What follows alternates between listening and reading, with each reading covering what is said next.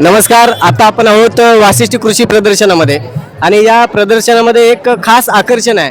तो म्हणजे हा आपण या ठिकाणी घोडा बघू शकता. याचं नाव आहे भूत्या आणि त्यांचे हे दादा आपण कोण आहे? मेगा ओनर आहे. अच्छा. कोल्हापूरचा लाडका भूत्या रेल स्टार म्हणून ओळखला जातो आणि अखंड महाराष्ट्रात कोल्हापुरात वेध लावला आहे. किंवा असं याचं वैशिष्ट्य आहे किंवा सांगल तसं ऐकतो सगळं.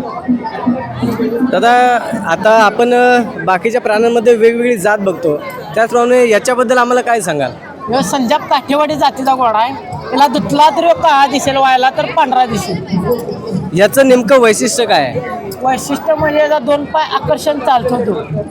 अच्छा. बाकी जर आपण बघितलं तर आज या चिपळूणमध्ये प्रदर्शनामध्ये आला आहे, परंतु असे अनेक प्रदर्शनं महाराष्ट्रामध्ये होत असतात, परंतु कोणत्या कोणत्या प्रदर्शनामध्ये हा नक्की गेला आहे? आता झालं 3.5 वर्ष 3 वर्ष विविध आलं सगळीकडे येऊ गेलेला, सगळीकडे प्रथम नंबर घेऊन येऊ आलेला आहे इथपर्यंत. अजून हे दुसरं वर्ष इथं आलेला आहे तो. घोडा हा फक्त प्रदर्शनासाठी तुम्ही वापरता की इतर काही गोष्टींसाठी देखील तर वापरता? म्हणजे मैदान असून दे, कुणाच्या कार्यक्रम असून दे, कसलाही फंक्शन असून दे, तिथं घोडा आपला येतो.